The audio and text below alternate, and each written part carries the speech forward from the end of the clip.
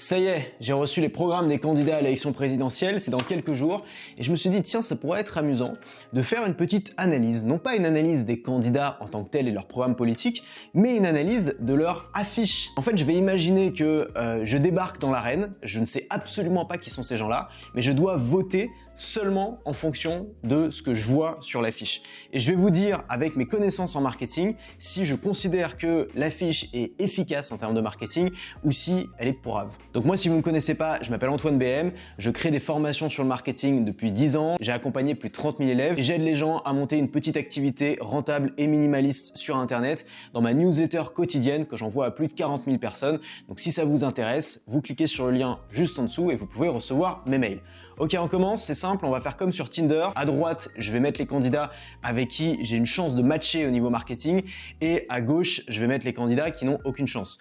Juste avant de commencer, petit disclaimer, ce n'est pas une vidéo politique. Je pense que la plupart des gens l'ont compris, mais je préfère le rappeler parce que ça va me saouler si j'ai des commentaires de supporters de tel ou tel candidat qui disent « Ah non, son marketing, il est génial parce que c'est mon candidat préféré ». Non, ça peut être ton candidat préféré. C'est pas pour ça que ces équipes ont fait du bon boulot pour cette affiche de campagne. Donc là, on juge pas le programme des candidats, on juge pas la personnalité des candidats, on juge simplement leur affiche de campagne par rapport à l'image qu'ils essaient de renvoyer. Ok, donc on commence avec Yannick Jadot. Alors, on a un gros slogan où il y a marqué « Faire face » avec vraiment la grosse tronche de Yannick Jadot en zoom x10. Alors, je comprends pas tellement cette affiche parce que « Faire face », on est sur un slogan qui est hyper vague.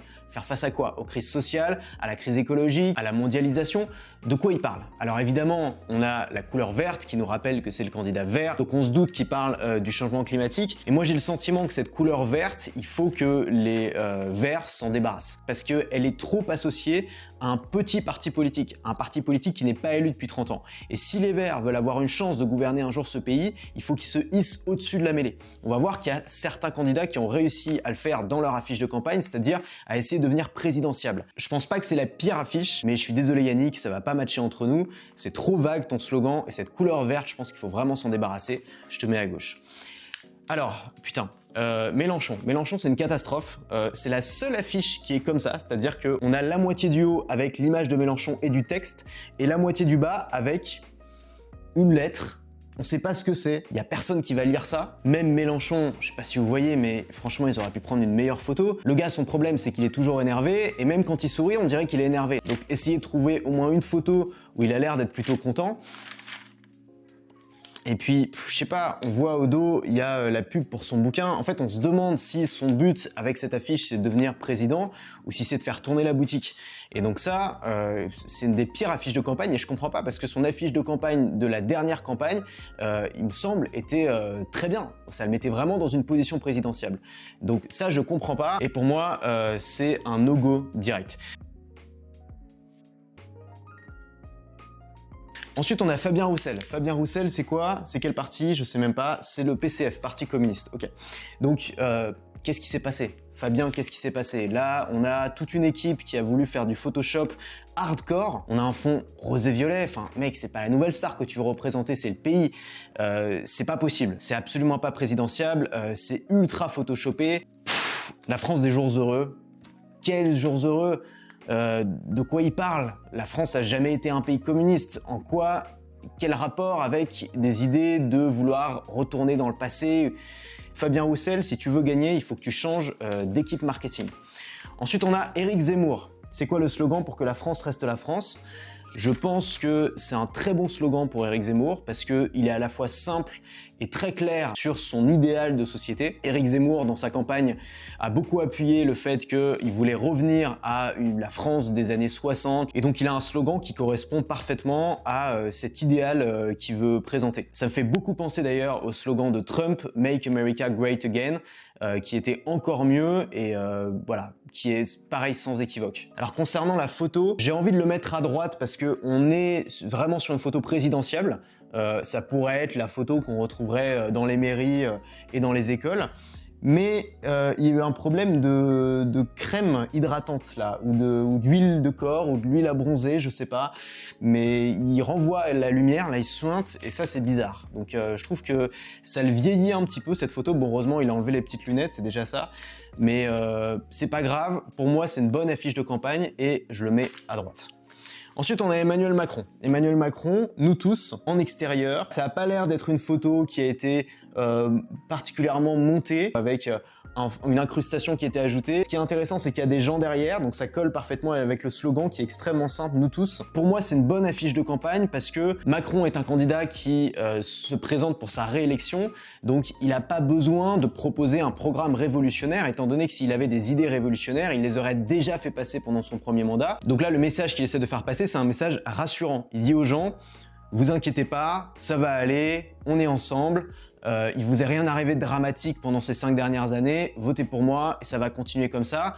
En votant pour Macron, on vote pour le statu quo puisqu'il était déjà président et donc pour moi cette affiche représente parfaitement ça qui est ça va aller, on est ensemble, vous inquiétez pas. On n'a pas de couleur particulière qui est associée à cette affiche, c'est une des particularités de Macron et je pense aussi que c'est une bonne stratégie pour quelqu'un qui veut se montrer présidentiable, de pas avoir des traits de branding ou des couleurs trop criardes, trop fortes qui pourraient repousser une partie de l'électorat. Là, on est vraiment dans une affiche qui n'a pas pour but d'être remarquée ou de provoquer, mais plutôt de passer quelle que soit l'audience.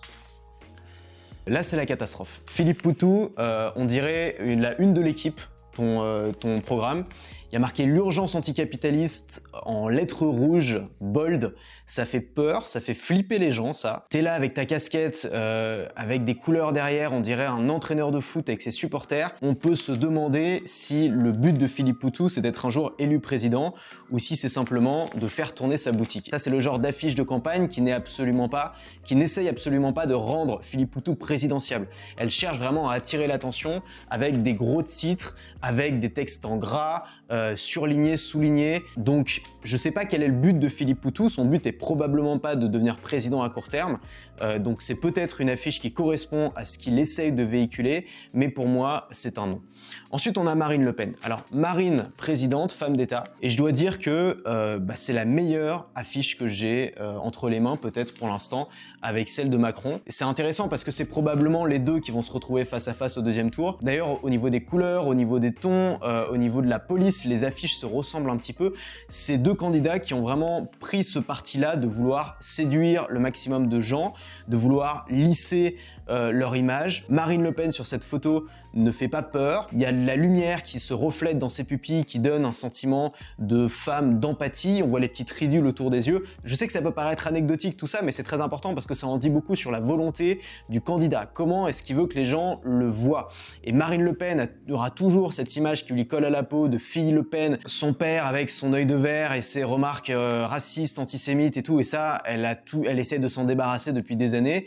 Et là, on est vraiment dans cette posture présidentiable, rassembleuse, comme pour l'affiche de Macron, avec ce slogan que je trouve extrêmement bien trouvé, qui est femme d'État, qui sort complètement de ces slogans habituels tournés autour de la France. Ça, c'est un slogan qui est tourné autour d'elle et qui veut dire aux gens c'est bon, je suis prête, vous êtes prêts à avoir une femme présidente, j'ai la carrure pour ça, j'ai l'amour nécessaire à donner aux Français. Donc oui, selon moi, c'est une bonne affiche de campagne d'un point de vue marketing et je la mets à droite. Ensuite, on a Anne Hidalgo. Alors Anne Hidalgo, c'est Ensemble, changeons d'avenir. Alors le problème d'Anne Hidalgo, c'est que elle n'existe pas depuis le début de cette campagne parce qu'elle représente le PS et que les Français veulent plus du PS et qu'elle est dans cette posture extrêmement lisse, extrêmement presque invisible en fait. Et l'image, je trouve, son affiche de campagne représente très bien cette posture-là, où en fait, c'est une affiche qu'on va très vite oublier. Le slogan « Ensemble, changeons d'avenir », on a l'impression que c'est un slogan qu'on a vu 1 milliard de fois dans la politique, ça veut tout dire et rien dire. On a cette couleur un peu rouge, rose, qui est la couleur du Parti Socialiste, mais qui est finalement assez discrète, puisque c'est juste la couleur du texte, mais le fond est une couleur claire, donc ça la met plutôt dans une position neutre. Mais voilà, en fait, le problème avec cette affiche, c'est qu'il n'y a rien à dire. Elle est bien sur la photo, le slogan veut pas dire grand-chose, mais ça passe, ça fait très Parti Socialiste. La police, les couleurs, ça passe. En fait, tout passe, mais elle passera pas. Et c'est ça le problème, c'est qu'il n'y a pas de caractère. Et peut-être que ce dont a besoin un candidat du Parti Socialiste aujourd'hui, c'est justement de remettre du caractère. Parce que le président normal, les Français l'ont eu et ils en veulent plus. Ensuite, choisir la liberté, Dupont-Aignan. Alors, je suis pas fan de l'idée de rajouter du texte sur une affiche de campagne. On dirait un magazine. Qu'est-ce qu'on a besoin de voir rapidement, surtout pour un candidat qui n'est pas un des candidats principaux? C'est un slogan très court, très impactant, très clair, et la tête du candidat. C'est tout. On n'a pas envie d'avoir un texte ici. On a 2 pages derrière pour qu'il mette le texte qu'il veut. Donc je comprends pas pourquoi ce besoin de rajouter du texte sur la front page. Alors il y a un deuxième truc qui me fâche un petit peu, c'est que son slogan, en fait, je viens de me rendre compte, c'est choisir la liberté. Et c'était le nom du podcast que j'ai lancé il y a quelques années. Donc en plus il m'a piqué le nom de mon podcast, donc je suis pas content. Et du coup je le mets à gauche. Alors Nathalie Arthaud, le camp des travailleurs.